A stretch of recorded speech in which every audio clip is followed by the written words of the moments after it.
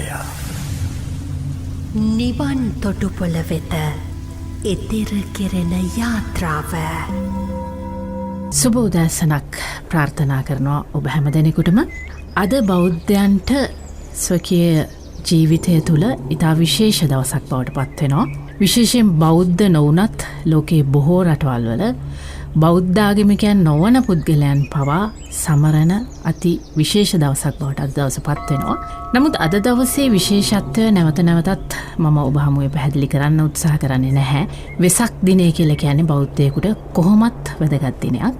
නමුත් මේ දවස අද වන විට වැදගත් වෙලා තියෙන්නේ අපි වෙසක් සමරන්නේ මෙතෙක් කාලයක් අපි වෙසක් සමරපු ආකාරයට නොවන නිසා. විශේෂයෙන්ම පසුගිය වසරෙත් අපි වෙසක් සැමරීම මෙවැනි සීමා සහිතකම් යටතේ සිද්ධ කරත් මේ මොහොතේ අපි වෙසක් සමරන්නේ යථාර්ථයෙන්ම කතා කරනවා නම් මරණය කියන කාරණයට ඉතාමත් ආසන්න වෙලා. කෙනෙක් හිතන්න පුළුවන් මෙවැනි උතුම් දිනයක මරණය වගේ දෙයක් කතා කරන්නේ ඇයි කියලා. නමුත් මා හිතනවා බුදුදහමේ සමස්ත යථාර්ථය තුළ මරණය ගැන කතා නොවන එකදු තැනක්වත් නැහැ. බෞද්ධ දර්ශනය විසින් අපට සෑම මොහොතකම මරණයට සූදානම් වීම, මරණයට සූදානම් කිරීම යථාර්ථවාදීව සිදු කිරීමක් සිදු කරන නිසා මේ වෙසක් පොහොය දිනය තුලත් ඒ කියන කාරණයෙන් සම්පූර්ණයෙන් වියුක්ත වෙලා ඊටම සුන්දර දෙයක් විතරක් කතා බහ කරන්න අපිට පුළුවන් කමක් නැහැ. කාලීනව අපි ඉන්න ආසස්ථානයේ ඉඳලම අපි මේ කතා බහ ආරම්භ කරන එක වඩාත් හොඳයි කියලා මා විශ්වාස කරනවා.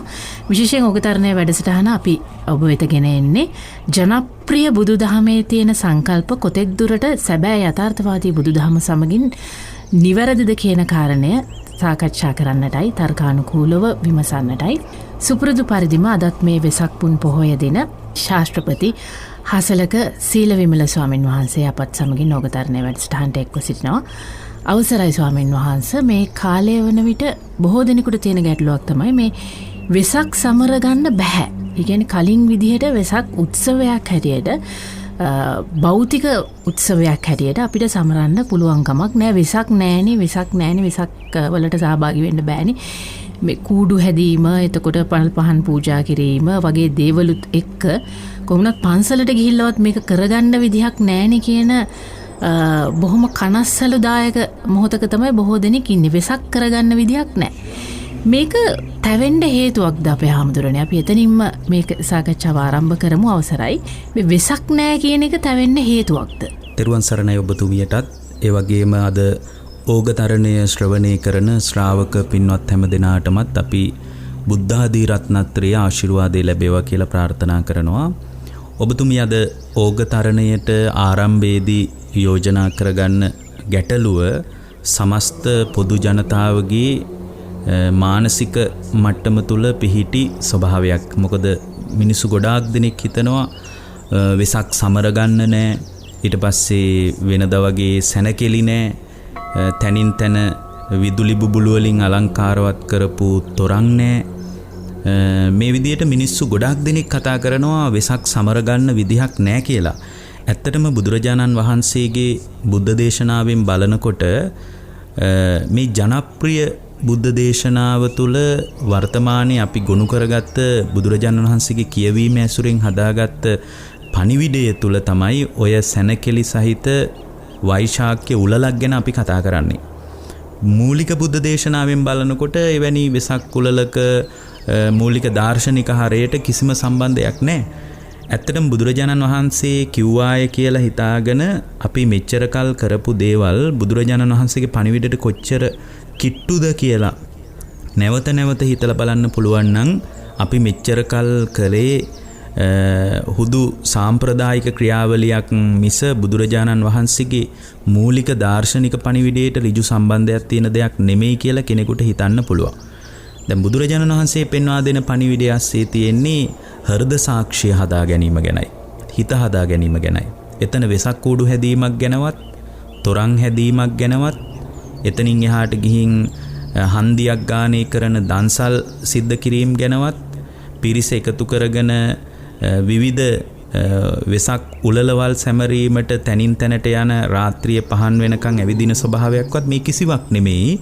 බුදුරජාණන් වහන්සේ පෙන්වා දී වදාළ ප්‍රතිපත්තියට මේ ඇති වී තියෙන කොවිඩ් වසංගත තත්ත්වයේ සම්බාධකයක් නෙමෙයි. ඒක අපි පළවෙනියෙන් තේරුම් ගන්න අවශ්‍යයි. බුදුරජාණන් වහන්සේගේ පණිවිඩය තුළ දායාද වන ශ්‍රාවකයෙකුට සීලාදී ගුණධර්ම පුරන මිනිස්සෙකුට සීලය කියනකොටත් වැරදිවට වටහා ගන්න අවශ්‍ය නැහැ. සීලය කියනකොටම කෙනෙකුට ඔළුවට එන්න පුළුවන් අර පන්සලට ගිහින් සුදු වස්ත්‍රයක් හැඳගෙන සිල් සමාදන් වෙච්ච ආකෘතිය. මොකද ඒක තමයි අපේ සාම්ප්‍රදායික ශික්ෂාකාමී වැඩපිළිවෙල යයි අපි හිතාගෙන හිටියේ. ඒතකොට ඒකත් නෙමෙයි, ඊට වඩා ගැඹුරින් සීලයක් දියුණු කරන එක Tamanගේ අභ්‍යන්තරව ඇති වෙන දෙයක් මිසක් පන්සලත් එක්ක සම්බන්ධ වී කළ යුතු දෙයක් විදියට බුද්ධ දේශනාව පෙන්වා දෙන්නේ. අපේ සාම්ප්‍රදායේ ඊට අදාළ පරිසරය හදාගත්තට මූලික දාර්ශනික කියවීමට ඒක බාධාවක් නෙමෙයි. ඉන්න තැනක ඉඳලා සීලයක් දියුණු කරගන්න පුළුවන්.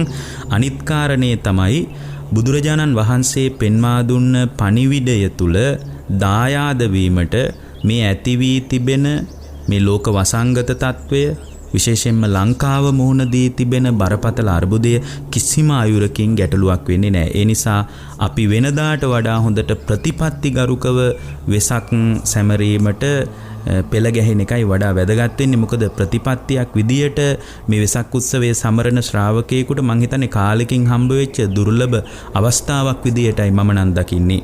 අඳුරු වලාවක තියෙන රිදී රේඛාවක් වගේ අපි මේ පවතින තත්ත්වය ධනාත්මකව බලන්න පුළුවන් වුණොත් කලබලකාරී බවක් නැතුව නිහඬ ප්‍රතිපදාවකට මේක ඊටාම හොඳ අවස්ථාවක් විදියටයි මම සලකන්නේ. දැන් අපේ හාමුදුරනේ මෙතනදී මේ අවස්ථාවේදී අපි ඇත්තටම ගත කරන්නේ එක්තරා විදිහකින් අඳුරු කාල පරිච්ඡේදයක්. මේ බෞද්ධයෝ විතරක් නෙමෙයි, මුළු මහත් ලෝක වාසීන්ම ගත කරන්නේ අඳුරු කාල පරිච්ඡේදයක්.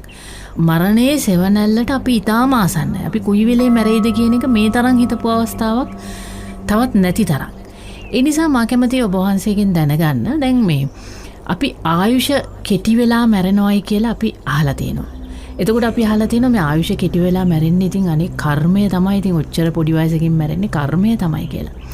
ඒ වගේම මේ පරමායුෂ ලැබමින් ජීවත් වෙන පුද්ගලයෝ ගැනත් අපි අහලා තියෙනවා. සමහර යෝගීවරු ඉන්නවා ඊටාම ඉහළ මට්ටමේ අපි හිතන්න බැරි අවුරුදු දහස් ගණන් පරමායුෂ විඳිනවා කියලා අපි අහලා තියෙනවා. කෙනෙක් මිය යන්න ආසන්න මොහොතකදී, එහෙම නැත්නම් මේ මරණය ගැන අපි කතා කරන මොහොත කියලා කියමුකෝ, මේ යන්න ආසන්න නොවුණත් මේ කියන විදිහට දීර්ඝායුෂ විඳලා මැරෙන එක ගැන එක්තරා විදිහකින් සතුටකටපත් වෙනවා වගේම කෙටි ආයුෂ විඳලත් සමහර මිනිස්සු මැරෙනවා. එතකොට මේ දෙකෙන් අපි සතුටටපත් වෙනවා. මේ අර පරමායුෂ විඳලා පුද්ගලෙක් ඉතින් අපි හිතමු අවුරුදු 80ක් වගේ ඉඳලා මැරෙනවා. ඒක ඉතින් හොඳයි, සියලු පින්කම් ටික කරගත්තා, ගෙදරට යුතුයකම් ඉෂ්ට කරා, මේ මුකුත් කොරෝනා වගේ තත්යකට මුහුණ පෑවේ නැහැ, මැරුණා. ඒක ගැන සතුටටපත් වෙන්න පුළුවන්. හැබැයි ඊට වඩා අඩු වයසකදී මැරෙන එක, තරුණ වයසේදී මරණයටපත් වෙන එක කෙනෙක් කනගාටුවට පත්විය යුතු දෙයක්ද? ඒක කර්මයද? කර්මය කියලා හිතලා අනෙක් අවශේෂ සියලු දෙනා ඒ පුද්ගලයාගේ මිය යාම පිළිබඳව කනගාටුවට පත්විය යුතුද? බුදුදහමට අනුව ඔබ වහන්සේ මේක පැහැදිලි කරන්නේ කොහොමද? ඇත්තටම මේ අපේ ගොඩාක් දෙනෙක් ඔබතුමිය කිව්වා වගේම සියල්ලම කර්මයට බාර දීලා අතසෝද ගන්න කැමති මිනිස්සු අපි අතර ඉන්නේ. ඉතින් ඒ අතර ඔවුන්ගේ කියවීම තුළ කර්මයේ සම්බන්ධ ඔවුන්ට හරියට කියවීමකුත් ඇත්තටම නැහැ. මොකද හරි හැටි කියවීමක් තියෙනවා නම් සියල්ල කර්මයට බාර දෙන ගතියක් බුද්ධ ශ්‍රාවකයෙක් තුල හරි කවුරු හරි මිනිසෙක් තුල අත්දකින්න ලැබෙන්නේ නැහැ. මම දැකලා තිනවා සමහර පැවිද්දෝ පවා කියනවා සියල්ල මේ කර්මයේ සම්බන්ධව කර්මයටම බාර දීලා අපි පැත්තකට වෙන්න ඕන කියලා.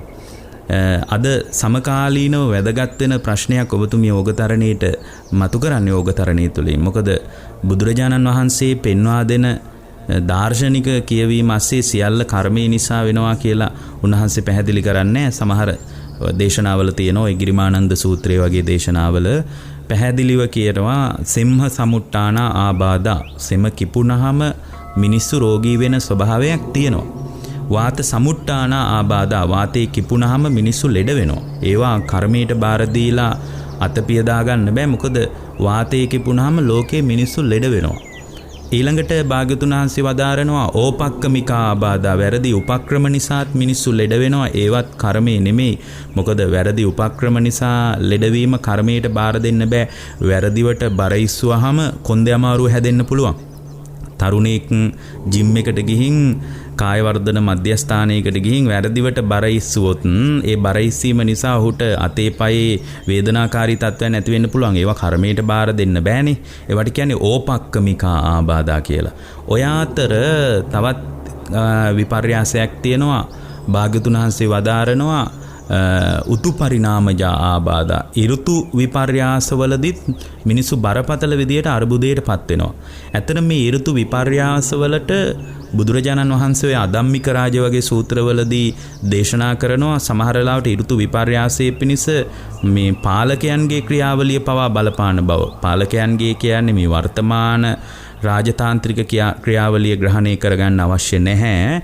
පාලනය කියලා කියන්නේ අනාදිමත් කාලයක හිට පාලන තන්ත්‍රයේ ඇතිවෙන දුර්වලතාවයන් ඒක සාමාන්‍ය පොදු ජනතාවට දැනෙන්න පටන් ගත්තාම එතනින් පස්සේ ස්වභාව ධර්මයේ කම්පා වෙන්න පටන් ගන්නවා කියලා අදම්මික රාජ සූත්‍රයේ තියෙනවා. ඒ කියන්නේ රජවරු අධාර්මික වෙනකොට රජවරු ළඟ ඉන්න මැති ඇමතිවරු අධාර්මික වෙන්න පටන් ගන්නවා කියනවා. මැති ඇමතිවරු අධාර්මික වෙනකොට ඒ අය ළඟ ඉන්න ඒ අයට උපදෙස් දෙන බමුණු ගැහැවියෝ වගේ අය අද නම් උපදේශකවරු වගේ අය අධාර්මික වෙන්න පටන් ගන්නවලු. ඒ අය අධාර්මික වෙනකොට පොදු ජනතාවට ඒක බරපතල විදියට දැනෙනවලු. පොදු ජනතාවත් අධාර්මික වෙනවලු. ඒතර පොදු ජනතාව අධාර්මික වෙනකොට එතනින් පස්සේ මානව වර්ගයාගේ කඩාවැටීම දැන් හමාරයි. ආය නැගිට ගන්න බැරි විදිහටම බරපතල විදිහට කඩා වැටලා තියෙන්නේ. ඒක අපිට හොඳටම පේනවනේ වර්තමානයේ වුණත් ලෝකයේ ඇතිවෙන මනුෂ්‍යත්වයේ මරා දමමින් මනුෂ්‍යත්වයට වටිනාකමක් දෙන්නේ නැතුව ලෝකේ පවතින යුදමය ක්‍රියාවලීන් දිහා බැලුවට පස්සේ අපිට තේරෙනවා මනුෂ්‍යත්වයේ හොඳටම මැරිලා ගිහින් දැන් වෙනකොට කියලා. ඒත් එක්කම මනුෂ්‍යත්වයේ බරපතල විදිහට මැරෙනකොට ස්වභාව ධර්මයට එක දැනෙන්න පටන් ගන්නවා. අඩමාස පවා විසම වෙනවා කියනවා. ඍතු සංවත්සරත් විසම වෙනවා කියනවා. කොච්චර විසම වෙනවද කියනවා නම් සඳතරු පවා විසමව ගමන් කරන්න පටන් ගන්නවා කියනවා. සඳතරු විසමව ගමන් කරනකොට මෙන්න මෙතන බරපතල අර්බුදයකට මුහුණ දෙනවා. වර්ෂාවේ විසම භාවයක් අත්දකිනවා. වර්ෂාව නිසා පැලවෙන බීජවල විසම භාවයක් අත්දකිනවා. මේ වෙනකොට දෙවියෝ සම්පූර්ණයෙන්ම මේ භූමිය අතහැරලා දාලා ඉවරයි කියනවා. දෙවියන්ට ප්‍රසාදයක් නැහැ මනුස්ස වර්ගයා ගැන.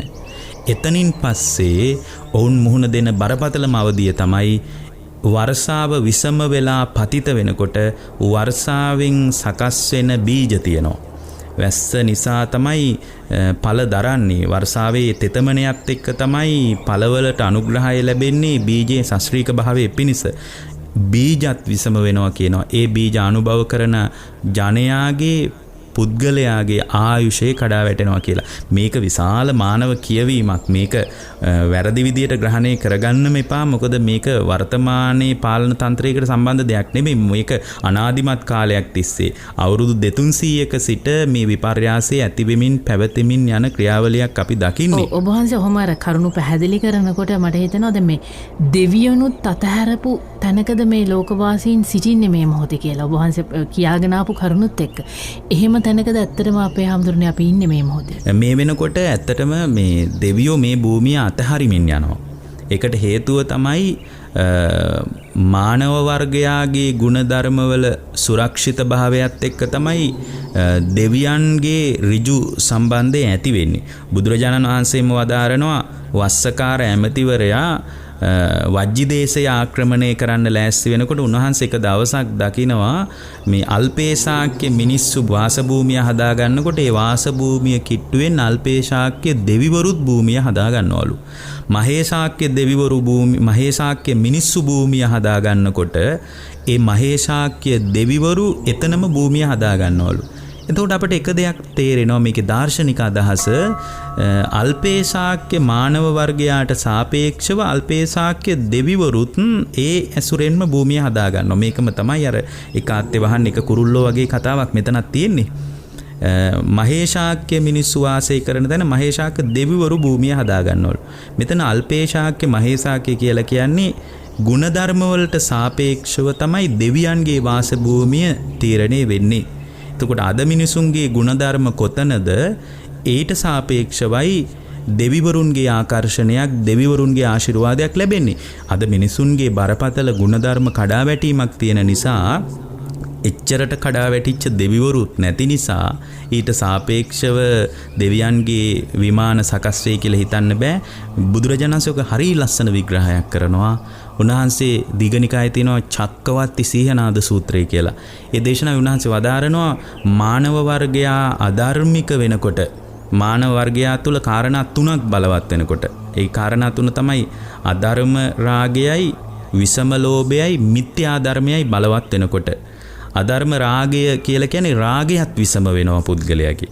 ඒ කියන්නේ සාමාන්‍යයෙන් සම වූ රාගික ස්වභාවයක් අත්දකින්න පුළුවන්. ඒක පොදුවේ සාමාන්‍ය තත්ත්වයක්. නමුත් රාගයත් විසම වෙනවා කියනවා. ඇත්තටම අපිට ඒක අද අත්දකින්න ලැබිලා තියෙනවනේ. හේතුව තමයි සමහර වෙලාවට කාන්තාවන් අතර ලිංගික චර්යා ඇති වෙලා තියෙනවා. පුරුෂයන් අතර ලිංගික චර්යා ඇති වෙලා තියෙනවා. විවිධාකාර ලිංගික විසමතාවයන් මතුවලා තියෙනවා. ඇත්තටම මේ අධර්මික රාගය කියලා කියන්නේ මේකම තමයි. අධම්ම රාගයයි විසම ලෝභයයි සංසිඳෙන්නේ කොච්චර හම්බුණත්. හරියට නොසංසිඳෙන වැස්සකට තෙමෙන මිනිහෙක් වගේ. කොච්චර තෙමුණත් සංසිඳෙන්නේ නැහැ. සල්ලි වැස්සක් වැස්සත් එයා සතුටු වෙන්නේ නැහැ. ආයෙත් උඩ බලාගෙන ඉන්නවා තවත් එකක්වත් වැටෙන්නේ නැද්ද කියලා. අන්න ඒ වගේ විසම ලෝභයක් පවතින අධර්ම රාගයයි විසම ලෝභයයි මිත්‍යා ධර්මයයි. මේ තුන බලවත් වෙනකොට පින්වත් මහණෙනි එතන ඒ පුද්ගලයාගේ භූමිය දෙවියෝ අතහරිලා දානවා කියනවා. ඒකට බලපාන තවත් කාරණා ගොඩක් තියෙනවා. මේ වෙනකොට ඔබතුමිය මතු කරපු කාරණේ වැදගත්. මේ වෙනකොට අධර්ම රාගයයි විසම ලෝභයයි මිත්‍යා ධර්මයයි තුනම බලවත් වෙලා තියෙන නිසා ඒ බලවත් වෙච්ච සමාජයක දෙවිවරු මේ භූමිය අතහැරලා දාලා ඉවරයි. ඉන්නවනම් ඒ දෙවිවරුන්ගේ ආකර්ෂණය ලැබෙන්නේ වෙන මොකුත් නිසා නෙමෙයි. මේ භාග්‍යවතුන් වහන්සේ ලංකාදීපයට වැඩම කරලා 3 වතාවක් මේ ලංකාදීපය තුල ප්‍රදක්ෂිනා කරා කියනවා. පළවෙනි වතාවේ වැඩම කරලා දෙවියොන්ට මතක් කරාලු අනාගතේ බුද්ධ ශාසනය පවතිනවා ලංකාව රකින්න කියලා. බුදුරජාණන් වහන්සේ පිරිනිවන් පානකොට අද ඊටාම වැදගත් දවසක් නේ භාග්‍යවතුන් වහන්සේගේ පිරිනිවීමට. උන්වහන්සේ පිරිනිවන් පාන්න කිට්ටු වෙලා දෙවියන් කිව්වා කියනවා පතිට්ටිස්සති දේවින්ද ලංකායම් මම ශාසනං. දේවේන්ද්‍රේ ලංකාවේ තමයි අනාගතයේ බුදුසසුන ස්ථාපනය වෙන්නේ. ලංකාවේ තමයි බුදුසසුන රැකෙන්නේ. ඒ නිසා බුද්ධ ශාසනය ලංකාවේ ආරක්ෂා කරන්න කියලා දෙවියන්ට බාර දුන්නලු. දෙවියන්ට භාග්‍යවතුන් වහන්සේ කෙරෙහි ඇතිවෙච්ච අප්‍රමාණ විශ්වාසය නිසා ලංකාව වගේ රටක් ආරක්ෂා කරොත් හැර මිනිසුන්ගේ නම් මං කියන්නේ ගිහියන්ගේ විතරක් නෙමෙයි ගිහි පැවිදි දෙපාර්ශවයේම ගුණධර්ම බරපතල විදිහට කඩා වැටිලා තියෙන්නේ. ඒ කියන්නේ පැවිද්දොත් දේශපාලනීකරණය වෙලා ඊට පස්සේ විවිධ ධර්මයට අනුග්‍රහ කරනවා වෙනුවට රාජ්‍ය සේවයට අනුග්‍රහ කරන තැනට කඩා වැටිලා මේ විදිහට මේ පැවිදි සමාජය තුල පවා මුදලට යට වෙච්ච ගතියක් දේශපාලනයට යට වෙච්ච ගතියක් ආර්ථිකයට යට වෙච්ච ගතියක් බුදුරජාණන් වහන්සේගේ ධර්මයේ කියලා මේ සම්ප්‍රදායට යට වෙච්ච ගතියක් වර්තමානයේ භික්ෂුව තුලත් අත්දකින්න නිසා මේක ස්වයං විවේචනයක් ඇත්තටම. මේක අපි ගැන කරන අපි විසින්ම කරගත යුතු විවේචනයක් මේ වෛශාඛ්‍ය මංගල්‍ය වෙනුවෙන් හරි. අපේ හැමදෙරනේ දැන් වහන්සේ කියපු ආකාරයට මේ අධර්ම රාගය, විෂම ලෝභය, මිත්‍යා දෘෂ්ටිය කියන ආයුෂ පිරිහෙන්න බලපාන කාරණා තුන බලවත් වෙලා තියෙනවා මේ මොහොතේ. ඒතර දෙවියන් මේ භූමිය අතහැරලා ගිහිල්ලා තියෙනවා. වහන්සේ කියන ආකාරයටම මේ බුදුරජාණන් වහන්සේගේ යම්කිසි ගුණයක් නිසා ඉන්නවා මිසක් එහෙම නැතුව ඉන්නේ නැති තත්ත්වයකට පත් වෙලා තියෙනවා. ඒතර උදේ හවස ජනමාධ්‍ය වලින් අපිට අහන්න ලැබෙන්නේ කොයිම විදිහකින්වත් හොඳ ප්‍රවෘත්ති නෙමෙයි. මොකද මෙච්චරක් මරුණා, මේ විදිහට මරුණා, මෙහෙම වෙනවා කියලා කිසිම විදිහකින් අපිට ධනාත්මක සංකල්පයක් ජීවිතය පිළිබඳව ඇති කරගන්න පුළුවන් තත්ත්වයක නෙවෙයි අපි ඉන්නේ. ඒතර මෙතන සම්පූර්ණ ඇත්තම කියනවා නම් අසරණ භාවයක් තියෙනවා. එතකොට මේ අසරණ භාවයට කිසියම් විදිහකින් බෞද්ධ දර්ශනය වගේ උතුම් ධර්මයකින් පිළිසරණක් ඇත්තේම නැද්ද හාමුදුරනේ? ඇත්තටම මේ අසරණකම කියලා කියන්නේ ඒක ස්වල්ප අසරණකමක් නෙමෙයි, බරපතල අසරණකමක්. මේක සාමාන්‍ය මිනිස්සෙකුට බැලු බැලමට පේන්නේ නැහැ. හැබැයි ධර්මයෙන් බලනකොට තමයි මේ අසරණකම ගැන අපට තේරෙන්නේ. ධර්මයෙන් පරිපූර්ණව මේ අසරණකම දැනගත්තනම් නිදි වරාගෙන ධර්මයේ පුහුණු කරන්න හිතෙනවා. මොකද එච්චරටම අපි අසරණ වෙලා තියෙන්නේ. මේක අමුතුවෙන් මිනිහෙක් බය කරන්න කියන කතාවක් නෙමෙයි. කොහොම වුණත් මේ කොවිඩ් වසංගතය වගේ දෙයක් එන්න ඕනේ නැහැ. මිනිස්සෙක් අසරණ වෙන්න කොහොමත් සාංශාරික වශයෙන් සෝතාපන්න නොවිච්ච හැම කෙනෙක්ම අසරණ සත්වෙක්. මොකද එයාගේ විඥානය කොහේ පැලවෙයිද දන්නේ නැහැ. කර්මයෙන් ආසේවනේ ලැබිලා කර්මයේ කියන කුඹුර මත කර්මය කියන ක්ෂේත්‍රයේ මත විඥානය කියන බීජය කර්මයෙන් ආසේවනේ ලැබි තණ්හාවෙන් ආසේවනේ ලැබි මේක පැලවෙනවා. ඉතින් මේක කොහේ පැලවේද කියලා හිතා ගන්න බෑ. මොන තැනක මේ විඥානේ පැලවේද කියලා හිතා ගන්න බෑ. අපි හිතනවා මේ ලැබිච්ච ජීවිතේ මහා උසස් එකක් විදිහට සලකනවා. හැබැයි ඉතින් ඔය උසස්යයි සම්මත වෘත්තීය වටිනාකම් සහිත පුද්ගලයන්ගේ විඥානය වුණත් gedara ඉන්න බල්ලගේ කුසෙත් පැලවෙන්න පුළුවන්. ඉතින් එච්චර අවදානමක් තියෙන්නේ. ඒකෙන්ම අපිට තේරෙනවානේ අපි කොච්චර අසරණයිද කියලා. අනිත් එක තැනක භාග්‍යවතුන් වහන්සේ හරි ලස්සන දෙයක් කියනවා. උන්වහන්සේ වදාරනවා පින්වත් මහණෙනි හරියට උන්වහන්සේ ගල් කැට 7ක් අතට අරගෙන කියනවා මහණෙනි මේ ගල් කැට 7 දිහා හොඳට බලන්න කියනවා. මේ ගල් කැට 7 කොයි ප්‍රමාණයද මේ මහ පොළොවේ තියෙන ගල් කැට කොපමණද කියලා නිකමට ලඝු කරලා මහණෙනි නුඹලාට කියන්න පුළුවන්ද අහනවා. ඒ වෙලාවේ අර භික්ෂු සංඝයා කියනවා ස්වාමීනි අපිට නම් එහෙම එකක් තේරෙන්නේ නැහැ. අපිට එහෙම එකක් කියා ගන්න තේරෙන්නේ නැහැ. හැබැයි ඔබ වහන්සේගේ අතේ තියෙන ගල් කැට ඊටාම ස්වල්පයි. නමුත් මේ මහ පොළොවේ තියෙන ගල් කැට ධාරිතාවේ ප්‍රමාණය නම් මෙපමණයි කියලා කියන්න බෑ. ඒක ළඟින්වත් කරන්න තියන්න බෑ. ලඝු කරන්නේ කොහොමද කියලා අහනවා. බුදුරජාණන් වහන්සේ වදාරනවා පින්වත් මහණෙනි උපන් සත්වයාගේ අසරණකම මේසා සලකන්න කියනවා. අම්මගේ අතේ තියෙන ගල් කැට 7 වගේ තමයි සෝතාපන්න වෙච්ච කෙනෙක් අසරණ වෙන්න තියෙන අවස්ථාව කියනවා. හැබැයි මේ මහ පොළොවේ තියෙන ගල් කැට වගේ විශාල විදිහට පුද්ගලයා සාංශාරිකව අසරණ වෙන ගතියක් තියෙනවා කියනවා ධර්මයේ තුල ස්ථාවර නොවුනොත්. මොකද සෝතාපන්න වෙච්ච කෙනෙක්ගේ ජීවිතය ආත්ම 7කින් හමාර වෙනවා. ඒකයි අර ගල් කැට 7ක් අතර ගත්තේ. එතනින් පස්සේ සෝතාපන්න නොවිච්ච කෙනාගේ දුක මෙපමණයි කියලා හිතා ගන්න බෑ. හඬා වැළපි කෑ ගගහා ආපු සංසාර ගමනක එක්තරා සම්දිස්ථානයකටයි අපි ඇවිල්ලා තියෙන්නේ. ඒ නිසා මේ අපේ අසරණකම මෙපමණයි කියලා අපිට කොහොමවත් කියා ගන්න බෑ. නමුත් වර්තමානයේ ඔබතුමිය කිව්වා වගේ වර්තමානයේ අපි විශාල අසරණකමකට මෙලෝ වශයෙන්ුත් මුහුණ දීලා තියෙනවා. වඩාත් මිනිසුන්ට ජරා මරණ දුක කියන්නේ මොකද්ද කියලා දැනෙන්න පටන් අරගෙන තියෙනවා. කරපු දේවල් පිළිබඳ මිනිසුන්ට ආවර්ජනීය වෙන්න පටන් අරන් තියෙනවා. උදෙන්ම නැගිටිනකොට කොහොමද පණ ගැට ගහගන්නේ කියලා මිනිසු කල්පනා කරන්නේ. ඇත්තට මිනිසුන්ට උදේට දවල්ට කණ එකටත් වඩා මිනිසුන්ට තිබ්බ ලොකුම ප්‍රශ්නය කෑම සපේ ගන්න එකනේ. මිනිස්සු කෑම ටික කොහොමද හදාගන්නේ කියලා මිනිස්සු බැලුවේ. ඔකට ගමේ කතාවෙම කියනවා නම් බඩවියත කොහොමද රැකගන්නේ කියලා මිනිස්සු හීන මැව්වේ. නමුත් දැන් අද වෙනකොට කොහොමද මේ බඳු රෝග පීඩාවකින් ජීවිතය අහිමි වෙන්න නොදී පරිස්සම් වෙන්නේ කියලායි මිනිස්සු කල්පනා කරන්නේ. මම නම් යෝජනා කරන්නේ මේ වගේ බරපතල අවස්ථාවකදී හොඳම ප්‍රතිජීවකය, හොඳම ඖෂධය, හොඳම බෙහෙත විදියට මම බෞද්ධ භික්ෂුවක් විදියට නෙමෙයි මේ කතාව කියන්නේ. නමුත් විවිධ ආගම් පිළිබඳ, විවිධ බෞද්ධ ගුරුකුලයන් පිළිබඳ ශාස්ත්‍රීය අධ්‍යයනයක්, විශ්වවිද්‍යාල මට්ටමින් අධ්‍යයනයක් කරපු පුද්ගලයෙක් විදියටයි මම කියන්නේ. ලෝකේ හොඳම ප්‍රතිජීවකය තමයි ගුණධර්ම මත දායාද වීම. ඒ ගුණධර්ම මත දායාද වෙනකොට තමයි ධර්මයේ තුලින් ප්‍රවේශම් වීමක් ශ්‍රාවකයාට අත්දකින්න ලැබෙන්නේ. ඒක හරියට අපි කාලාන්තරයක් තිස්සේ කතා කළා ධම්මෝ හවේ රක්කති ධම්මචාරී කියලා. මහණෙනි ධර්මයේ හිටියොත් රැකෙනවා කියලා. මිනිස්සු හිතුවේ ධර්මයේ ඉන්නවා කියන්නේ බුද්ධ පූජා තියෙන එක කියලා. මිනිස්සු හිතාගෙන හිටියේ ධර්මයේ ඉන්නවා කියන්නේ දායක සභාවේ ලේකම් වෙන එක, සභාපති වෙන එක, භාණ්ඩාගාරික වෙන එක, කුලගණ සමිතියේ කොහොමද නිලතලයකට යන්නේ, කාරක සභාවේ ඉන්නේ කොහොමද, පන්සලේ හාමුදුරුවොත් එක්ක කොහොමද කෙලින්ම සම්බන්ධතා හදාගන්නේ. ඔය වගේවත් එක මිනිස්සු හිතුවා මේ බුද්ධ ශ්‍රාවකයෙක්ගේ ධර්මයේ රැකවරණය ඕක තමයි කියලා. ධර්මයේ රැකවරණය ගැන වැඩියෙන් දැනෙනවා ඇති මේ කාලේ. ධම්මෝ හවේ රක්කති ධම්මචාරී. ධර්මයේ හිටියොත් රැකෙනවා කිව්වේ පන්සලට හේතු වෙන එකට නෙමෙයි. ධර්මයෙන් රැකෙනවා කිව්වේ හාමුදුරුවන්ට කොච්චර කිට්ටුද කියන එක නෙමෙයි. ධර්මයෙන් රැකෙනවා කිව්වේ බුදුහාමුදුරුවන්ට ලෝකේ තියෙන ලොකුම පූජාව, පළතුරු පූජාව හරි, අටපිරිකර පූජාව හරි, සිවුරු පූජාව හරි, නානාවිද පූජාවන් කරන එක නෙමෙයි. ධර්මයේ රැකෙනවා කිව්වේ ධර්මයේ තුල බැස ගන්නවා කියන එකයි. ධර්මයේ තුල ජීවමාන වෙනවා කියන එකයි. ධර්මයේ Tamanගේ ජීවිතය තුල ගලප ගන්නවා කියන එකයි. අපේ හැමදෙරනේ සාමාන්‍යයෙන් දැන් ව්‍යසනකාරී අවස්ථාවලදී අපි විවිධ ආකාරයේ ආගමික වතාවත් අනුගමනය කරනවා. දැන් පිරිත් පැන් නිසීම් වගේව මේ වගේ ව්‍යසනවලදී කලින් කරා. නමුත් දැන් මේ ආගමික වතාවත් කියන ඒවත් බොහෝ වෙලාවට හාස්‍යයට සහ කිසියම් විදිහක තර්ක කිරීමකට අභියෝගයකට ලක් වෙලා දින මේකට දැන් පිරිත් පැන් කියලා ඉහළ වැඩක් නැහැ. මේකට දැන් මේ කිසියම් විදිහක පුණ්‍ය කර්ම කරලා වැඩක් නැහැ. බෝධි පූජා තියලා වැඩක් නැහැ. දැන් ඒ අවස්ථාවන් අපි පහු කරලා ඉන්නේ. ඇත්තටම අපි ඒ අවස්ථාවන් පහු කරලා දෙන්නේ මේ පිරිත් පැන් වල තියෙන බලය. එහෙමත් නැත්නම් පිරිත් කීම. දැන් රතන සූත්‍රය අපි කලින් දේශනා කරානේ. මේ වගේ අවස්ථාවකදී කලින් වතාවත් වල ඒක කරද මේ වතාවත් වල ඒ ටික පවා අපි කරන්නේ නැහැ.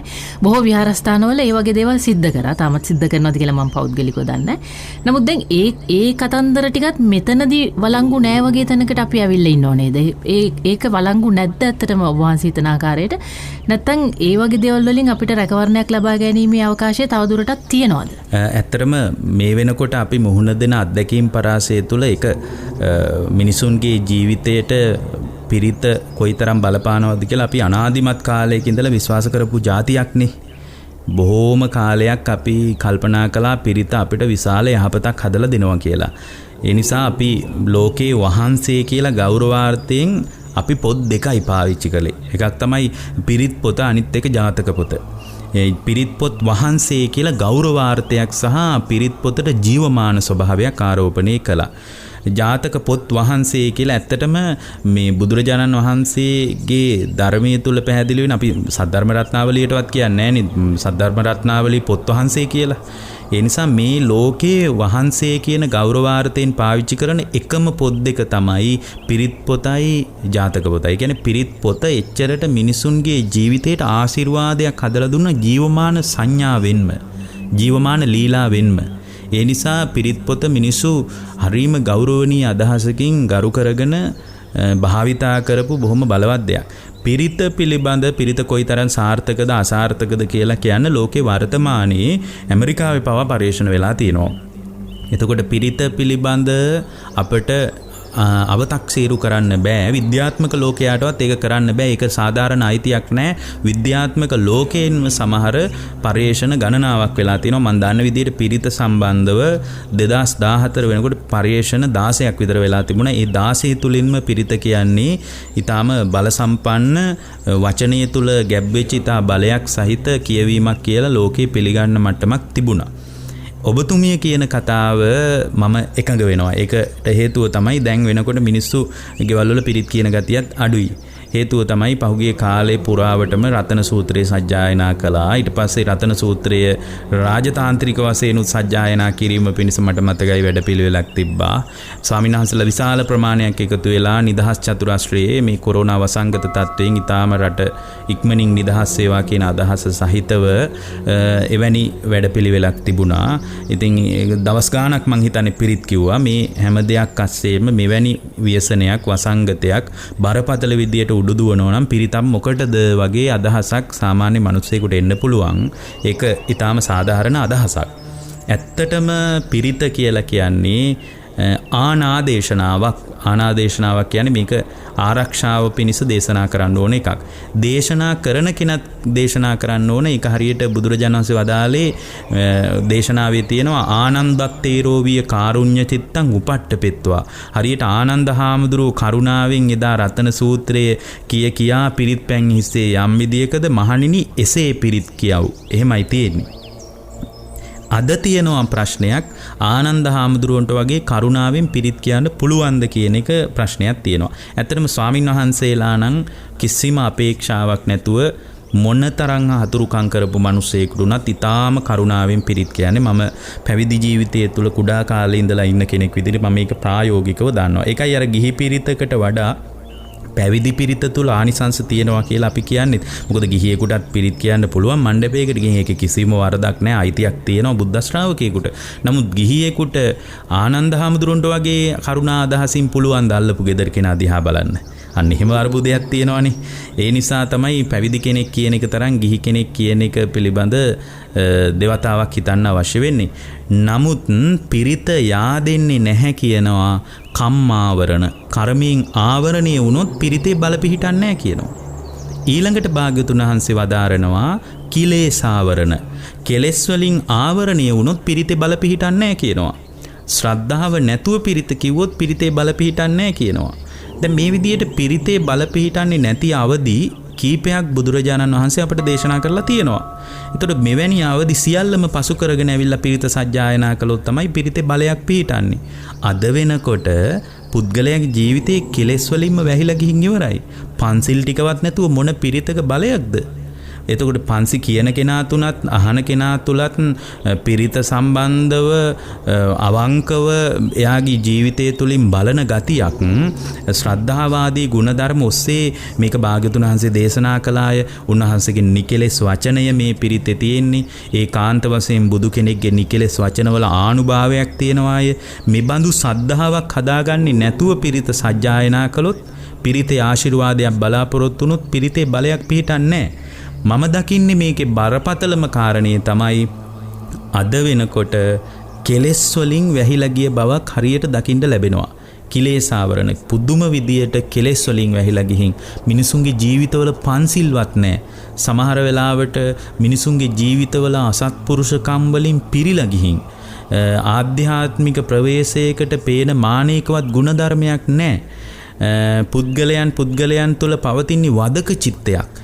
එකිනෙකා වෙනුවෙන් ඇනකොටා ගන්න, මරා ගන්න, අවියායුධ ගන්න, කලකෝලහල කරන තරමටම ඔවුන්ගේ කෙලෙස් ඉහවහ ගිහින් තියෙනවා. ඉතින් මෙවැනි සමාජයකට පිරිත කොහොමද බලපවත්වන්නේ කියන එක පිළිබඳ බරපතල අර්බුදයක් තියෙන නිසා අඩුම පන්සිල් ටිකවත් ආරක්ෂා කරගෙන මේ කාලේ පිරිත් ටිකක් කියා ගන්න පුළුවන් වුණොත් ඒ පන්සිල් ටික රැක ගන්න ශ්‍රාවකයාට ආශිර්වාදයක් නැහැ කියලා කියන්න බෑ. එවැනි ආශිර්වාදයක් තේ පහුගිය කාලේ අපට උනේ පිරිත් ටික නම් හොඳට කිව්වා.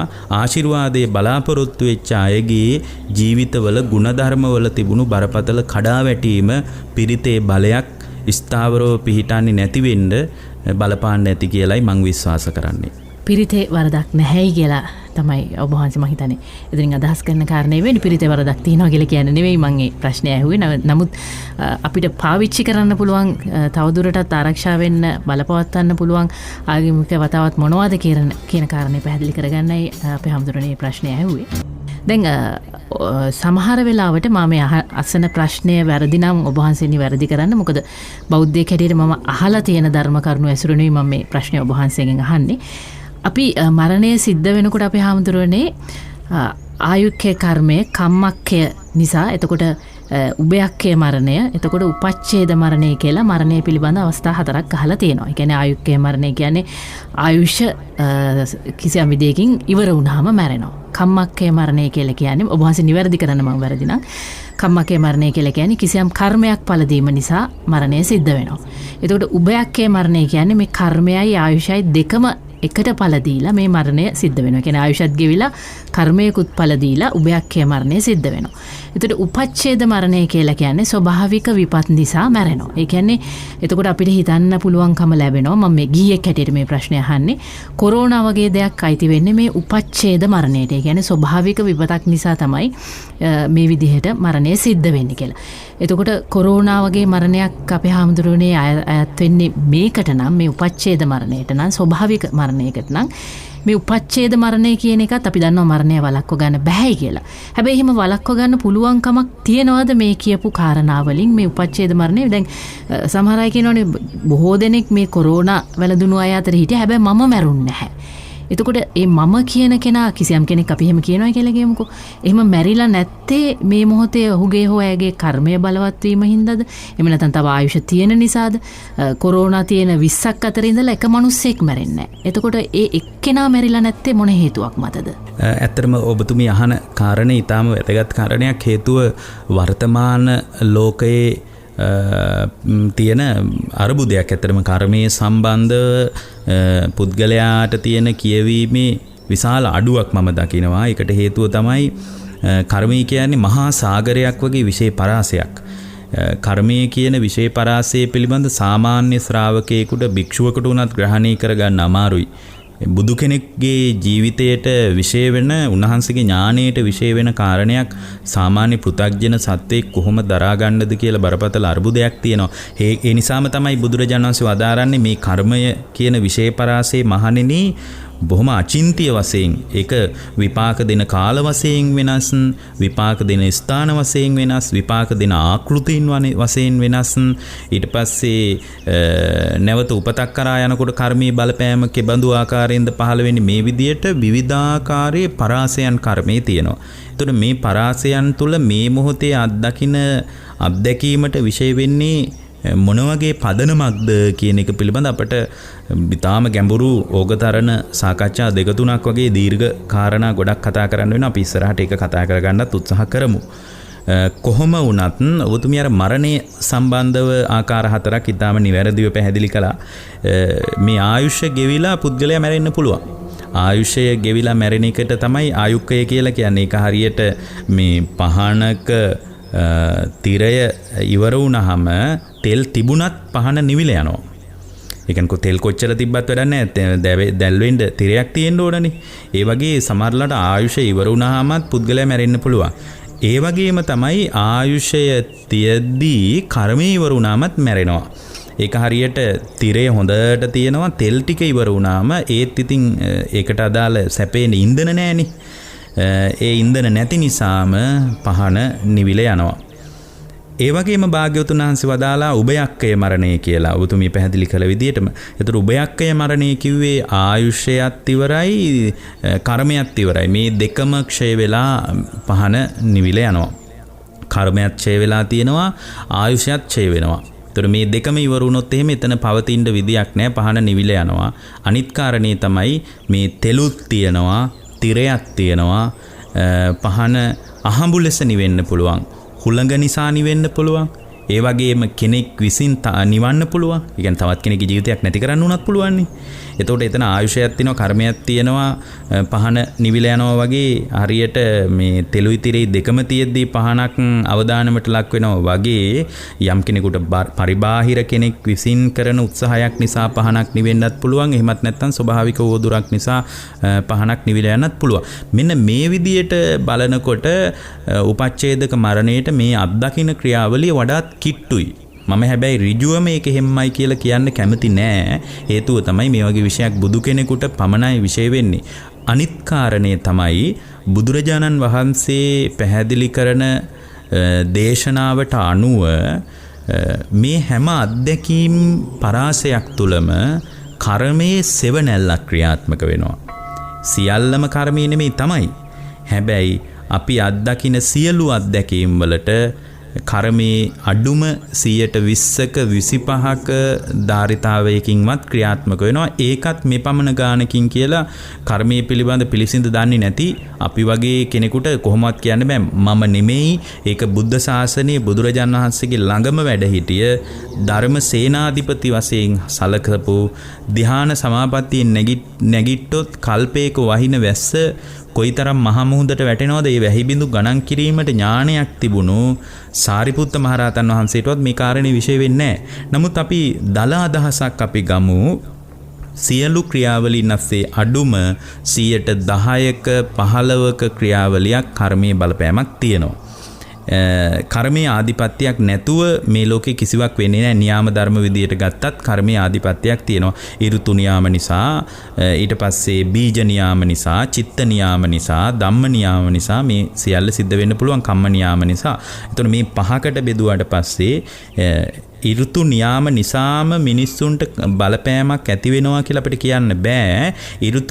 ඍතු නියාමයට යොමු වෙන්නත් කර්මයේ යම්කිසි සෙවණැල්ලක් තියෙන්න ඕන. බීජ නියාම නිසා සියල්ලම වෙනවා කියලා කියන්න බෑ. ප්‍රමුඛ සාධකයේ බීජ නියාමයේ බලපෑම තමයි. ප්‍රමුඛ සාධකයේ ඍතුවල බලපෑම තමයි. නමුත් කර්මයේ බලපෑමක් නැත්තම් ඒ පුද්ගලයා එතනට තල්ලු වෙන්නේ නැහැ. ඒ නිසා අපිට තේරෙනවා හැම දෙයකම කර්මයේ ආධිපත්‍යයක් තියෙනවා. ඒ නිසා තමයි බුදුරජාණන් වහන්සේ වදාළේ මේ සත්වයාගේ ජීවන චර්යාවේ හම්බ වෙන පෙට්ටගම තමයි කර්මය කියලා කියන්නේ. උන්වහන්සේ වදාරනවා පින්වත් මහණෙනි, කර්මය තමයි උත්පත්ති ස්ථානය, කම්ම යෝනි කියලායි කියන්නේ. කම්ම බන්දු ඥාතිවරයා විදියට Taman පසුපස ලුහු බඳින්නේ කර්මය. දැන් අපි මෙච්චර කල් කම්ම බන්දු ඥාතිවරයා විදියට ලුහු බඳිනවා හිතුවේ අම්මයි තාත්තයි ඥාතිවරුනි. බුදුරජාණන් වහන්සේ උපන් සත්වයාගේ ඥාතිවරයා විදියටයි කර්මය පෙන්වන්නේ. කම්ම පටිසරණෝ, උපන් සත්වයාගේ පිළිසරණ විදියටයි භාග්‍යතුන් වහන්සේ කර්මයේ පෙන්වන්නේ. කම්ම දායාදෝ ජීවිතයේ සැදෑවට එනකොට ජීවිතේ හමාර වෙනකොට මෙන්න නුඹගේ පොට්ටනිය තියනවා මෙන්න මේක තමයි නුඹට අයිති පෙට්ටගම කියලා ඔබට හම්බ වෙන දායාදේ තමයි කර්මය. කල්යාණං වා පාපකං වා තස්ස දායාදෝ මෙන්න නුඹේ දායාදේ කියලා ඔබේ අතට යමක් හම්බ වෙනවා නම් ජීවිතේ සැදෑ කාලේ ඒ හම්බ වෙන දායාදේ ඇස්සේ ඔබේ බැංකු පොත කවදාවත් නැහැ. ඒ දායාදේ ඇස්සේ ඒ පෙට්ටගම ඇස්සේ ඔබගේ රත්තරන් බඩු ටික නැහැ. ඔබේ සාරි ටික නැහැ. ඔබ හොයාගත්ත වටිනා දේවල් ටික, ඔප්පු තිරප්පු ටික, ඔබේ වටිනා ලියකිවිලි ටික, අධ්‍යාපනික වශයෙන් ඔබ සුරක්ෂිත කරගත්ත ඔබේ අධ්‍යාපනික සහතික ටික, වෘත්තීය වටිනාකම් ටික මේ මොකුත් මේ පෙට්ටගමට හම්බ වෙන්නේ නැහැ. කල්යාණං වා පාපකං වා තස්ස දායාදෝ. දායාදේ විදියට හම්බ වෙන්නේ Tamanගේ කර්මය. එතකොට මේ පරයයන් බලනකොට සෑම අත්දැකීමක් තුළම කර්මයේ සෙවණැල්ලක් පවතිනවා. ඔබතුමිය කිව්ව කාරණේ ඊටාම නිවැරදි. මේ කාලයේ ස්වභාවික ඕදුරක් විදිහට අපි මුහුණ දෙන අත්දැකීම තුළ මිය යන අයගේ සියලු අත්දැකීම් බොහොම ප්‍රවේශමෙන් පරිහරණය කරනකොට අපිට තේරෙන දෙයක් තමයි උපච්ඡේදක මරණයට ඒ පුද්ගලයාගේ ජීවිතේ වඩාත් කිට්ටුයි කියන කාරණේ. අපේ හැමදෙරනේ දැන් කිසියම් කෙනෙක් කොරෝනා වලින් කොරෝනා ආසාදිත වෙනවා. හැබැයි සුවය ලබනවා. එතකොට ඔහුට හෝ ඇයට සැනසෙන්න පුළුවන් ද ඔය මරණයේ උපච්ඡේද මරණයෙන් මම ගැලවුණා. ඒ කියන්නේ ඒක උපච්ඡේද ස්වභාවිකව වෙන එකක්.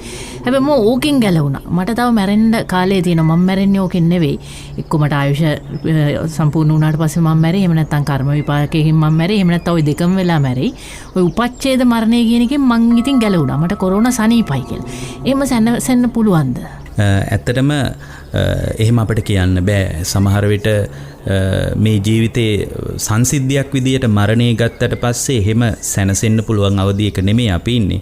හොඳම දේ තමයි අපි මරණයෙන් ගැලවුණා කියන කාරණේට වඩා දැන් මරණයෙන් ගැලවුණා කියන සමහරට කොරෝනා නිසා මැරෙනවා නෙමෙයි. සමහරට යා ඊට පස්සේ කොරෝනා සුව වෙලා පාරට බැස්සට පස්සේ වාහනයකට හැප්පෙන්න පුළුවන්. ඒ නිසා මේ අත්දැකීම් පරාසය තුළ මරණය අපිව ලුහු බඳිනවා.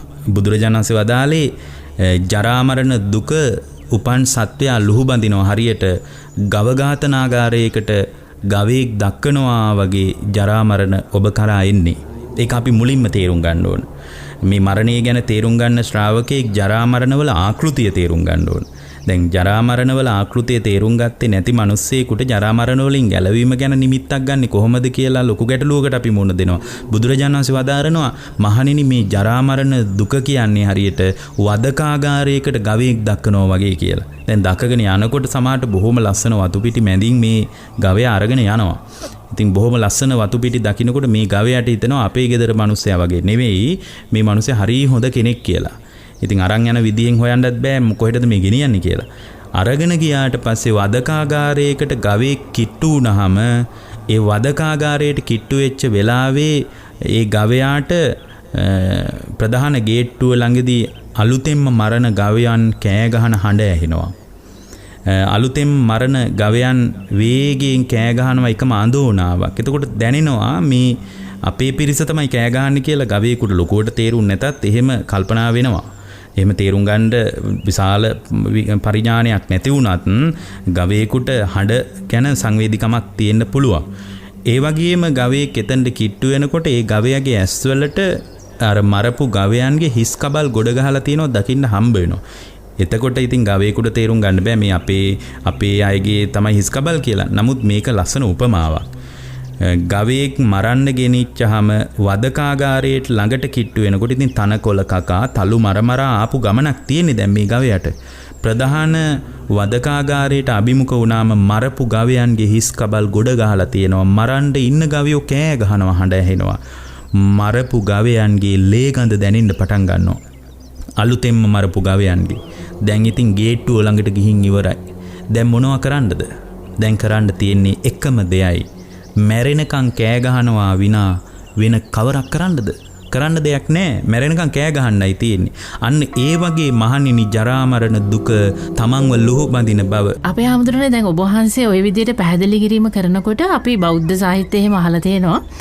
බෞද්ධ හැටියට අපි අහලා තියෙනවා නිකන් මැරෙන්න කලින් සංඥා පහළවීමක් සිද්ධ වෙනවා කියලා. කියන්නේ මිනිස්සු අමුතු විදිහේ දේවල් කරනවා. තමන්ගේ ඥාති හිත මිත්‍රාදීන්ගෙන් සමුගන්නවා. කිසියම් විදිහකට මේ අපි කියනවා කෙනෙක් මරුණාට පස්සේ අනේ මෙහෙම කරානේ කවදාවත් බලන්න ආවේ නැතු මාව බලන්න ආවනේ. කවදාවත් කරේ නැහැ කියලා හිතන්න බැරි දේවල් කරානේ. ඒක තමයි මේ සමුගැන්ම කරන්න තමයි ඔය ආවේ කියලා. ඒ වගේ මේ මැරෙන්න කලින් සංඥා පහළවීමක් පුද්ගලයන්ට සිද්ධ වෙනවද? මේක මේ අහන ශ්‍රාවකයෝ බයටපත් කරන්න නෙවෙයි. දැන් කොරෝනා දැන් ඔබ මැරෙන්න ළඟයි. ඔබට සංඥා මේ විදිහට පහළ වෙයි කියලා කියන්න නෙවෙයි. නමුත් අපි මරණය පිළිබඳව නම් කතා කරන්නේ ඒකේ සියලු දේවල් පිළිබඳව අපි යථාර්ථවාදීව දැනුවත් විය යුතුයි කියලා හිතනින්ද මම මේ ප්‍රශ්නේ අහන්නේ. සමහරට මේක පෘථග්ජනයෙක් හැටියට අහන ප්‍රශ්නයක් වෙන්නත් පුළුවන්. එහෙම සංඥා පහළවීමක් සිද්ධ වෙනවද අපේ හැමදෙරනේ? ඔව් දැන් ඇත්තටම ඔබතුමිය අහන කාරණය ශ්‍රාවකයන්ට හැම දෙනෙකුටම ඉතාම වැදගත්. ඒකට හේතුව තමයි මරණාසන්න මොහොතේ ඔබතුමිය කිව්වා වගේ යම්කිසි ලකුණු පහළ වෙන්න ඉඩකඩක් තියෙනවා. ඒකට හේතුව තමයි ඒවට අපි කියන්නේ ගති නිමිති කියලා. අවසාන වෙලාවේ එහෙම දේවල් පහළ වෙන්න පුළුවන්. මරණාසන්න අත්දැකීම් වල සමහරට ගති නිමිති වල නම් පැහැදිලි වෙන්නේ යන තැන ගැන හරි අදහසක් ගැනීම ගැන. නමුත් ජීවිතයේ ආයුෂ කඩා වැටෙනකොට ඒ කඩා වැටෙන බව මේ කායිකවත් මානසිකවත් යම්කිසි පරිමාවකින් සංවේදී වෙන්න පුළුවන්. මොකද මරණාසන්න මිනිසුන්ගේ අත්දැකීම් පිළිබඳවත් වර්තමානයේ ඔය සම්බන්ධ පරිශන වෙලා තියෙන ඔය මෝහන ක්‍රියාවලිය ඔස්සේ එතනදී ඔවුන්ගේ මරණාසන්න අත්දැකීම් පැහැදිලි කරද්දී මරණාසන්නයේ අත්දැකීම් පරාසය තුළ ඔවුන් මුහුණ දෙන අත්දැකීම් පැහැදිලි කරද්දී මරණයට කිට්ටු වෙච්ච බවක් ඔවුන්ට සංවේදී වුණ බව බොහෝ කාරණාවලින් පැහැදිලි වෙනවා. ඇත්තටම මරණාසන්න වෙනකොට ජීවිතයට Tamanගේ මේ කය අතහැරෙන බව පිළිබඳ යම්කිසි ආකාරයෙන් නිමිති පහළ වෙන්න පුළුවන්. ඒ වගේම අපාරේ මුලින් කියපු ගති නිමිතිත් පහළ වෙන්න පුළුවන්. ඒ කියන්නේ මරණාසන්න වෙලාවේ පේන දේවල් වලට අනුව යන තැන තීරණය කරගන්න පුළුවන් අදහසක් තියෙනවා. අන්න ඒ වගේ වෙලාවක මිනිස්සු පුදුම තරම් අසරණ වෙලා යනවා. අසරණ වෙනවා කියන්නේ ඒගොල්ලන්ට කර කියා ගන්න දෙයක් නැති වෙනවා. සමහරවිට ධර්මයක් එහෙම තිබුණු කෙනෙකුට නම් ධර්මයකින් උදව්වක් ගන්නත් පුළුවන්. එක්කෝ පවුලේ හරි කවුරු හරි කෙනෙක් ධර්මයට නැඹුරු වෙච්ච කෙනෙක් ඉන්නවා නම් හොඳ ධර්මදර ස්වාමීන් වහන්සේ නමක් ගෙනල්ලා යාට සුගතියට යන්න පුළුවන් විදියට මාර්ගයකුත් හදලා දෙන්න පුළුවන්. එහෙම නැති වුණොත් එහෙම කබලෙන් ලිපට වැටුණා වගේ පුද්ගලයා අසරණ වෙලා යන්න පුළුවන්. දැන් විශේෂයෙන්ම බුද්ධ දේශනාවෙම සමහර තැන්වල තියෙනවා මරණාසන්න මොහොතේ බුද්ධ කාලෙටම යන්න අවශ්‍යත් නැහැ. මම මේ ජීවිතයේ තුලදීම සමහර අත්දැකීම් වලට මමත් මුහුණ දීලා තියෙනවා මරණාසන්න වෙච්ච අය. දැන් සමහර අය ඔබතුමිය වුණත් මුහුණ දීලා ඇති මරණාසන්න වෙනකොට කෑ ගහනවා නේ කවුද මට කතා කරනවා මට එන්න කියලා කතා කරනවා. මේ විදියට මිනිස්සු කරන විවිධාකාර මරණාසන්න චර්යාවන් පිළිබඳ අපට අදහසක් ගන්නත් පුළුවන්. දැන් මට ඒක අත්දැකීමකට මුහුණ දෙන්න වුණා. මේක ස්වාමීන් වහන්සේ නමක් පැහැදිලි කරපු කාරණයක්. ඉතින් Tamanගේ අම්මව රෝහල් ගත කරනවා. ඇයට බරපතල රෝගී තත්ත්වයක් ඇත්තෙත් නැහැ. ඇය රෝහල් ගත කරාට පස්සේ Tamanගේ දුවට කියනවා මට රෝහල වැඩිය හුරු නෑ. ඒ නිසා ඔයාට පුළුවන් ද මම ළඟ ඉන්න කියලා. නමුත් දුව අම්මට ගොඩාක් කිට්ටුයි. නමුත් ඇයටත් දරුවෝ දෙන්නෙක් ඉන්නවා. මේක මේ බුද්ධ කාලේ සිද්ධියක් නෙමෙයි. මේ වර්තමානයේ අපි ගත කරන සමාජයේ අත්දැකීමක් ගැනයි මම මේ කියන්නේ. එතකොට දුව කියනවා අනේ අම්මා මම ඉන්නේ කොහොමද? මට මෙතන ඉන්න අමාරුයි. ඒකට හේතුව තමයි දරුවෝ බලාගෙන ඉන්නවා මම එනකන්. ඒ නිසා අම්මා මං හෙට උදෙන්ම එන්නම් අම්මාව බලන්න. අම්මා පරිස්සමට ඉන්න. දැන් අම්මට මෙහි බෙහෙත් කරනවානේ. අම්මට ඉක්මනට හොඳ වෙයි. අපිට ඉක්මනට ගෙදර යන්න පුළුවන් අම්මා හොම ඉන්න කියලා. පහුවෙනිදා උදෙන්ම දුව කෑමත් අරගෙන අම්මාව බලන්න එනවා. මේ කෑමත් අරගෙන අම්මව බලන්න ආවට පස්සේ අම්මා එදා උදෙන්ම කියනවා වැඩ ඇරිලා එන ගමන් මාව හම්බ වෙලා යන්න එන්න කියලා. ඇය ගෙදර යන ගමන් ඊටාම කාර්යබහුල ජීවිතයක් ගත කරන කාන්තාවක්. ඇය ගෙදර යන ගමන් ඇය තමයි මේ අම්මගේ එකම දියණිය. ඇය ගෙදර යන ගමන් නැවතත් රෝහලට එනවා අම්මව බලලා අම්මට කෑම බීම ටික ඔක්කොම දීලා යන්න කියලා. ඉතින් කෑම බීම අරගෙන ඇවිල්ලා මේ කාන්තාව අම්මට කියනවා මම හෙට උදෙන් මෙන්නම් අම්මා පරිස්සමට ඉන්න කියලා. අවශ්‍ය දේවල් හොයලා බලලා ඇය පිටත් වෙන්න යනකොට අම්මා ඇයගේ අතින් අල්ලගෙන කියනවා අනේ අද යන්න එපා. අද විතරක් ඉන්න පුළුවන්ද කියලා අහනවා. එතකොට දුව කියනවා ඊයේත් අම්මා හිටියානේ. ඉතින් අද විතරක් ඇයි අම්මා හොම කියන්නේ. අම්මා ඊරෑ බොහොම සැහැල්ලුවෙන් හිටියා. නමුත් අම්මා ඇයි අද මට ඉන්න කියන්නේ දරුවෝ බලාගෙන ඉන්නවා මං හෙට උදේම ඉන්නම් අම්මව බලන්න. එතකොට අර අම්මා කියනවා නෑ අද විතරක් ඉඳලා යන්න කියලා. අද විතරක් ඇයි ඉන්න බැරි කියලා. මම කවදාවත් ඔයාට කියලා තියනවද මේ තරම් බල කරලා ඉල්ලීමක් කරලා තියනවද ඇයි මගේ ඉල්ලීමට කන් දෙන්න බැරි කියලා අහනකොට අර දුව කියනවා අම්මා දරුවෝ දෙන්න බලාගෙන ඉන්නවා මට අම්මව මෙතන තියාගෙන මෙතන ඉන්න අමාරුයි කියලා. අම්මව මෙතන බලා ගන්න පිරිසක් ඉන්න නිසා මට ඉන්න බෑ කියලා ඇයි කියනවා. එතකොට අර අම්මා දුවගේ අතින් අල්ලගෙන කියනවා දැන් මේ වෙලාවේ අර දුවට හරි ගැටලුවක් වෙනවා ඊයේ අම්මා මේ තරම් බල කරේ නැහැ නමුත් අද මට ඇයි මෙච්චර බල කරන්න කියලා. ඒ වෙලාවේ ඇයි අහනවා ඇයි අම්මා අද මට ඉන්න කියන්නේ කියලා. එතකොට අර අම්මා කියනවා මෙන්න මේකයි සිද්ධිය මේ එහා පැත්තේ ඇඳ දිහා බලන්න කියනවා. එතකොට මේ ඇඳේ හිටපු ලෙඩා පෙර දවසේ රාත්‍රියේ මිය ගිහින් තියෙනවා. එතකොට මේ දුවට ඒ මුහුණ දුන්න අත්දැකීම ගැන කියනවා 4 දිනක් ආවා මේ ඇඳ ළඟට ඊයේ අලුයම් කාලේ. එතකොට පාන්දර වෙනකොට මේ 4 දෙනා ඇවිල්ලා මේ කාන්තාව උස්සගෙන යනවා මම දැක්කා කියනවා. ඇය උස්සගෙන යනකොට මම තමයි කෑ ගහලා කිව්වේ මෙන්න මෙතන කවුද ඇවිල්ලා දඟලනවා ඉක්මනට බලන්න කියලා කියනකොට ඒ රෝහලේ හිටපු අනිකුත් පිරිස ඇවිල්ලා බලනකොට වෛද්‍යවරයාත් ඇවිල්ලා ඒ පරීක්ෂා කරලා කිව්වලු දැන් ටික වේලාවකට කලින් මේ කාන්තාව මිය ගිහින් තින්නේ දැන් විනාඩි කිහිපයකට කලින් මිය ගියා කියලා යම්කිසි අදහසක් කිව්වා කියලා කියනවා.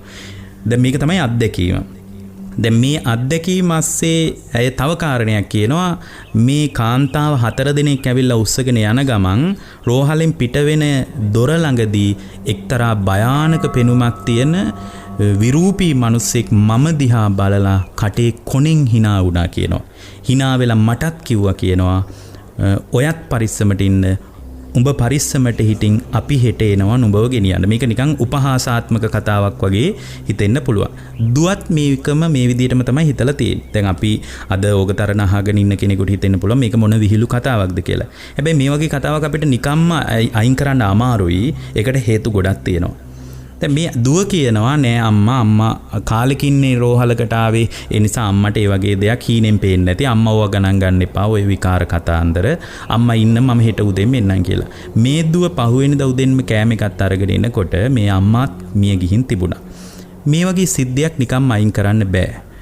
මේ ලෝකයේ උපත මරණය අතර අත්දැකීම බුදුරජාණන් වහන්සේ පෙන්වන්නේ මරණාසන්න මොහොතේ පුද්ගලයෙක්ගේ ජීවිතයේ චුතවීමත් නැවත ප්‍රතිසන්දිය ලැබීමත් කියන එක උන්වහන්සේ පෙන්වන්නේ ගෙවල් දෙකක් මැද ඉන්න මිනිහෙක් ගෙවල් දෙක අතර මිනිස්සු මාරු වෙනවා වගේ කියලා. ඉතින් ඒ නිසා මේ බුදු කෙනෙක් පැහැදිලි කරන ධර්මයෙන් බලනකොට මරණාසන්න මොහොතේ අත්දැකීම් විවිධාකාරයෙන් පුද්ගලයන්ට දැනෙන්න පුළුවන්. දැන් විශේෂයෙන්ම ඔය රහතන් වහන්සේලා එහෙම ගොඩක් දෙනෙක් මරණාසන්න වුණාට පස්සේ උන්වහන්සේලා ඒ පුද්ගලයන් ළඟට වැඩම කරලා තියෙනවා. ඒ වගේම බුදුරජාණන් වහන්සේත් සමහර ස්වාමීන් වහන්සේලා මරණාසන්න වෙනකොට යනවා ගිහින් අහනවා කොහොමද දැන් ඉවසන්න පුළුවන්ද කමනියං කච්චි යාපනියං කච්චි යැපෙන්න පුළුවන්ද දුක් වේදනා පටික්කමන්තිනෝ අභික්කමන්ති දුක් වේදනා අඩු වෙනවද වැඩි වෙනවද මේ විදියට විමසනකොට ස්වාමීන් වහන්සේලා මතක් කරනවා සමහර මරණාසන්න වෙච්ච පුද්ගලයන් සිහි කරලා තියෙනවා මට ඉවසන්න අමාරුයි මොන වගේ වේදනාවද දැනෙන්නේ බුදුරජාණන් වහන්සේට වදාරනවා මේ වගේ සිද්ධි ගණනාවක් ධර්මයේ තියෙනවා බුදුරජාණන් වහන්සේට වදාරනවා අනේ ස්වාමීනි මගේ ඔළුව හරියට කඹයකින් වෙලලා දෙපැත්තෙන් අදිනවා වගේ තද වේදනාවක් දැනෙනවා කියනවා මරණාසන්න මොහොතේ ඇතිවෙන සමහර වේදනාත්මක ස්වභාවයන් ගැනයි මේ අපි මතක් කරන්නේ.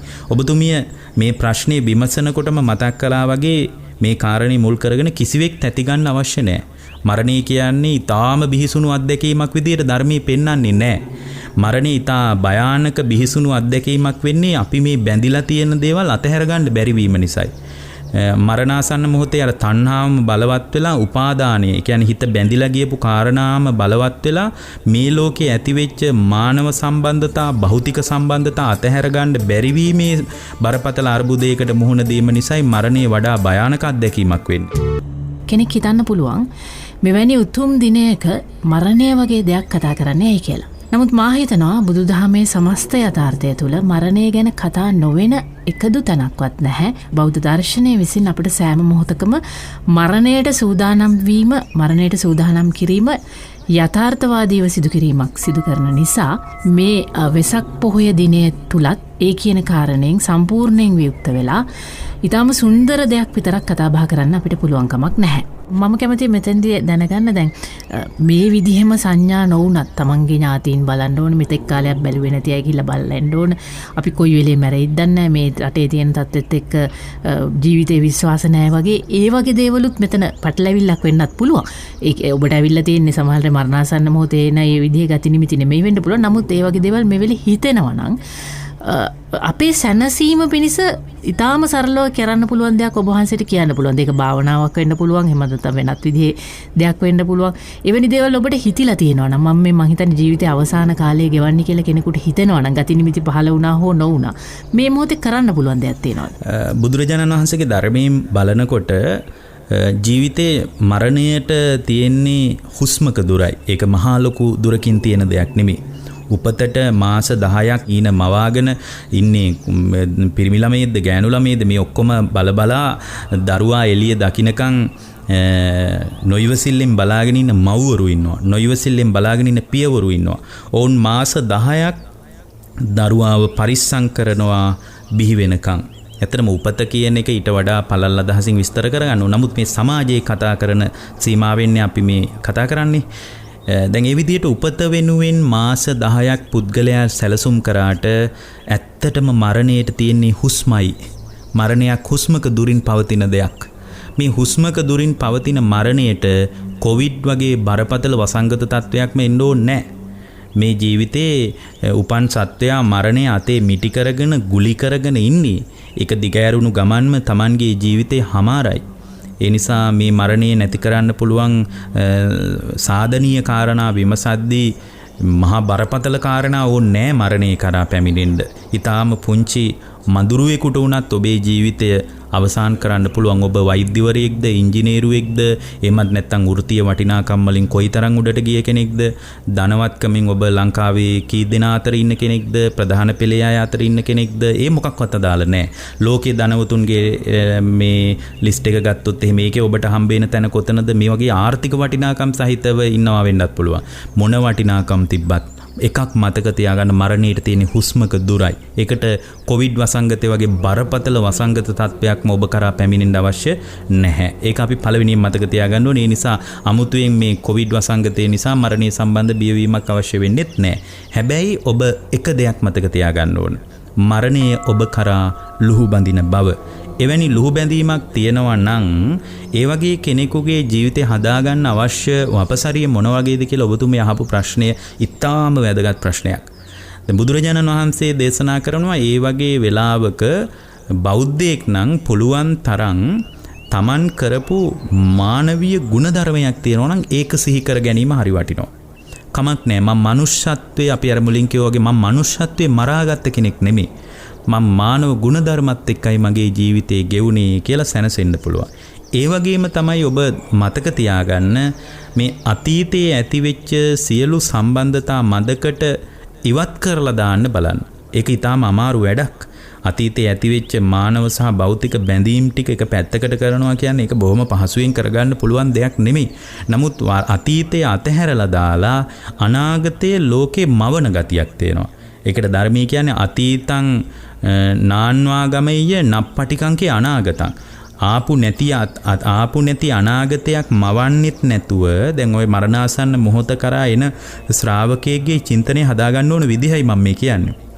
ආපු නැති අනාගතයක් ගැනත් හීන ලෝකයකට යන්නේ නැතුව පරණ වෙච්ච අතීතේ කරාත් නැවත හාරවුස්සන ගතියක් නැතුව අතීතං නාන්වාගමෙය නප්පටිකංකේ අනාගත පච්චුප්පන්නංච යෝ ධම්මං තත්ත විපස්සති මේ මොහොතේ ඊටාම සිහියෙන් වාසය කිරීම. මොන අත්දැකීමක් වුණත් මේ මොහොතේ සිහියෙන් වාසය කිරීම ඔබගේ මරණාසන්න අත්දැකීම කිසිම කලබලයක් නැතුව සැහැල්ලුවෙන් ජීවිතේ විවෘත වීම පිණිස උපකාරයක් වේවි.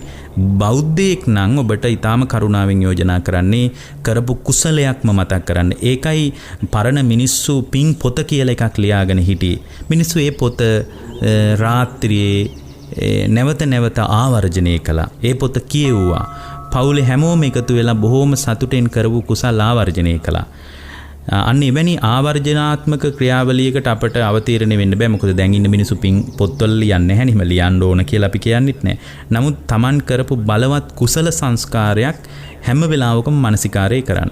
දැන් ඔබතුමිය කියපු කාරණේට තව දෙයක් එකතු කරන්න ඕන.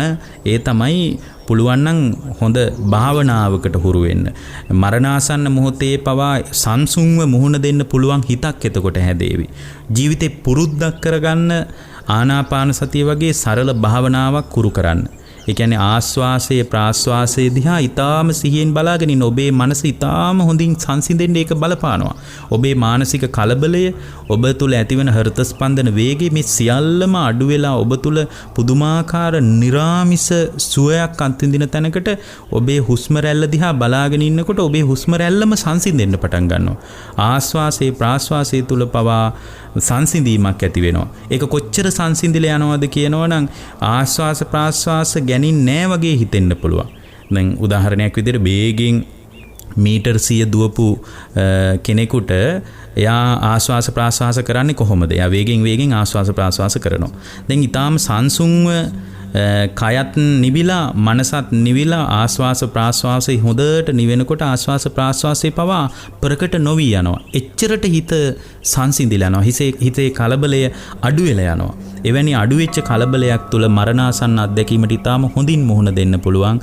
මම ඔබට කියන්නේ ජීවිතේ දහම් කණ්ණාඩියක් වගේ, ධර්ම කැඩපතක් වගේ මරණාසන්න මොහොත කියලා කියන්නේ සංසිද්ධියක් විදිහට ගත්තාම මහා අමුතු දෙයක් නෙමෙයි. කොහොමත් මරණය කියන්නේ අපි බලාපොරොත්තු විය යුතු දෙයක්. ඒක කොවිඩ් නිසා වෙන්නත් පුළුවන්, වෙනත් අනතුරක් නිසා වෙන්නත් පුළුවන්. එහෙමත් නැත්නම් ඔබේ අභ්‍යන්තර ශරීරයේම ඇතිවෙච්ච යම්කිසි විපර්යාසයක් නිසා, ඔය හෘදයාබාධයක් වගේ දෙයක් නිසාත් ඔබ මැරෙන්න පුළුවන්. ඒතකොට මේ සියලු දේවල් අතර ගත්තට පස්සේ සංසිද්ධියක් විදියට ගත්තොත් මරණය කියන්නේ එකම සිද්ධිදාමයක්. ඒතකොට මේ මරණය කියන සංසිද්ධිය ඉදිරියේ ඊටාම ශක්තිමත් හිතක් සහිතව මුහුණ දෙන්නේ කොහොමද කියලා එක තැනක තියෙනවා. මම ඒකත් කෙටියෙන් කියන්නම්. බුද්ධ දේශනාවේ තියෙනවා නාදිගා කියලා ගමකට බුදුරජාණන් වහන්සේ වැඩියාම අද වගේම විශාල පිරිසක් ඒ ගමේ මිය ගිහින් තියෙනවා. මොනවා නිසා මිය ගියාද දන්නේ නැහැ. සමහරට මේ වගේ ස්වභාවික උවදුරක් නිසා මිය යන්නත් පුළුවන්. ඉතින් ආනන්ද හාමුදුරුව මිය ගිය අය ගැන බුදුරජාණන් වහන්සේගෙන් තොරතුරු අහනවා. ස්වාමීනි සාල්ල කියලා භික්ෂුවක් හිටියා. එයා මැරුණා කොහෙද උපන්නේ? එතකොට උන්වහන්සේ සමාපත්තියෙන් බල්ලා කියනවා ආනන්ද සාල්ල භික්ෂුව පිරිනිවන් පෑවා රහත් වෙලා හිටියේ. එතකොට ආයෙත් ආනන්ද හාමුදුරුව ගිහින් ඇවිල්ලා අහනවා ස්වාමීනි නන්දා කියලා භික්ෂුණියක් හිටියා. එයාත් මැරිලා කොහෙද ඉපදිලා ඉන්නේ? ආනන්ද නන්දා කියන භික්ෂුණිය අනාගාමී වෙලා හිටියා. අන්න බඹලෝ ඉපදිලා ඉන්නවා. මේ විදියට මියගියගේ අයගේ තොරතුරු අහනකොට බුදුරජාණන් වහන්සේ මතක් කරනවා ආනන්ද තථාගතයන් වහන්සේගේ අවබෝධය අදහනවද කියලා අහනවා. එහෙමයි ස්වාමීනි. ආනන්ද තථාගතයන් වහන්සේගේ අවබෝධය අදහනවා නම් මරණය කියන්නේ අමුතු දෙයක් නෙමෙයි කියනවා. ආනන්ද මේ උපන් සත්වයාගේ මරණේ මහා විස්මිත දෙයක් නෙමෙයි, අමුත්තක් නෑ. හැබැයි මට පුදුමයි කියනවා මැරිච්ච අය ගැන ඔබ මගෙන් මේ විදියට අහන එක ගැන. මරණය කියන්නේ මහා අමුතු දෙයක් නෙමෙයි. වෙහෙසයි ආනන්ද තථාගතයන් වහන්සේට කියනවා. මොකද ওই විදියට අහන්න එපා කියනවා. මට ඒක හරි වෙහෙස කරයි කියනවා. මොකද ආනන්ද හාමුදුරුවෝ ඇවිල්ලා අහන වෙලාවට උන්වහන්සේ සමාපත්තියෙන් බලන්න ඕන මැරිච්ච කෙනා ගියේ කොහෙද කියලා. බලන්න බුද්ධ කාලයේ තිබ්බ පරිසරය. උන්වහන්සේ කියනවා ආනන්ද මේ එක ගමක විතරක් 500ක් මාර්ගඵලලාභීන් කියනවා. ආනන්ද 50ක් අනාගාමි වෙලා හිටියේ කියනවා. 90ක් සකදාගාමි වෙලා හිටියේ කියනවා. මේ පුංචි එක ගමක.